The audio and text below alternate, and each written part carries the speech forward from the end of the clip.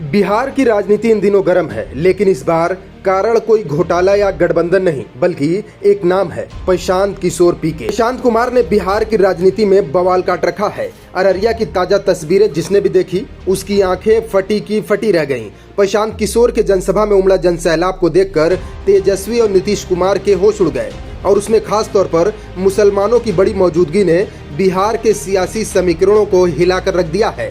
जहां एक ओर तेजस्वी यादव की रैलियों में कुर्सियां खाली दिखाई दे रही हैं, वहीं दूसरी ओर पीके की सभाओं में इतनी भीड़ हो रही है कि लोग छतों, पेड़ों और दीवारों पर चढ़कर सुन रहे हैं।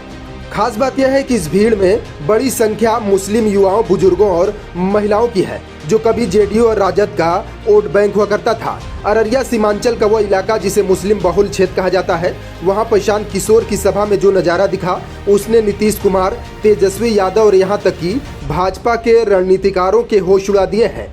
हजारों की संख्या में मुस्लिम युवाओं का नया बिहार बनाना है के नारे लगाना इस बात का संकेत है कि पीके अब केवल एक रणनीतिकार नहीं बल्कि जन नेता बन चुके हैं। अररिया की रैली में कई मुस्लिम धर्मगुरुओं, मदरसा संचालकों और सामाजिक कार्यकर्ताओं ने खुलकर पीके के समर्थन में आवाज उठाई। हमने बहुतों को आजमाया, अब इस बार पीके को मौका देंगे, ये लाइन वहां की हवा में गूंज रही थी।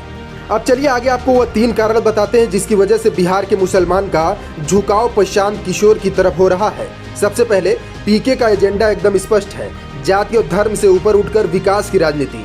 जब वो कहते हैं बिहार को पढ़ा लिखा और खड़ा करना है, तो ये बातें मुस्लिम युवाओं को बहुत आकर्षित करती हैं, जो रोजगार और शिक्षा के लिए तरसते रहे हैं। दूसरी बात, प्रशांत किशोर साफ सुथरी छवि के हैं। पीके के पास न तो कोई भ्रष्टाचार का दाग है, न ही कोई जातिवादी बयानबाजी। उन्होंने जो भी कहा वो जमीन पर जाकर करके दिखाया, चाहे वह जन सुराज यात्रा हो या रोज 50,000 लोगों से मिलकर उनकी बातें सुनना। प्रशांत किशोर मुसलमान के लिए सबसे मजबूत विकल्प बनकर उभरे हैं। मुस्लिम समुदाय अब सिर्फ भाजपा को हराने के लिए किसी एक पार्टी पर निर्भर नहीं रहना चाहता। उन्हें अब ऐसा नेता चाहिए जो सचमुच उनकी बात सुने और उन्हें बराबरी का हक दे। पीके इस खाली जगह को भरते नजर आ रहे हैं। तेजस्वी को लगता था कि मुस्लिम यादव समीकरण उनके लिए काफी है, लेकिन पीके ने इस गणित को पूरी तरह बिगाड़ दिया है।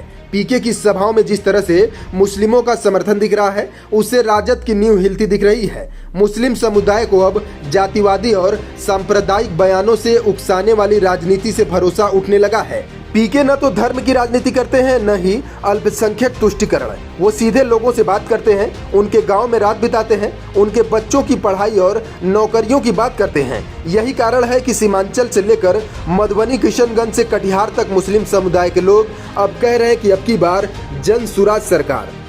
अगर पीके इसी तरह जन समर्थन बटोरते रहे तो खासकर मुस्लिमों का झुकाव इसी तरह बढ़ता रहा तो 2025 के बिहार विधानसभा चुनाव में नया इतिहास लिखा जा सकता है। वो इतिहास जिसमें जात पात नहीं, विकास और ईमानदारी की राजनीति दिखेगी। बिहार की सियासी फिजा में पीके अब सिर्फ एक नाम नहीं बल्कि एक उम्मीद बन चुके हैं, एक ब्रांड बन चुके हैं, खासकर उन लोगों के लिए जो अब तक हाशिए पर थे और सिर्फ दरी बिछाने का काम करते थे।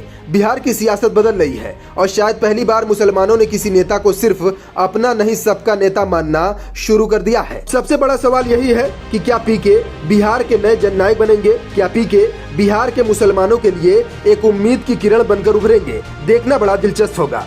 Bureau report, News4Nation.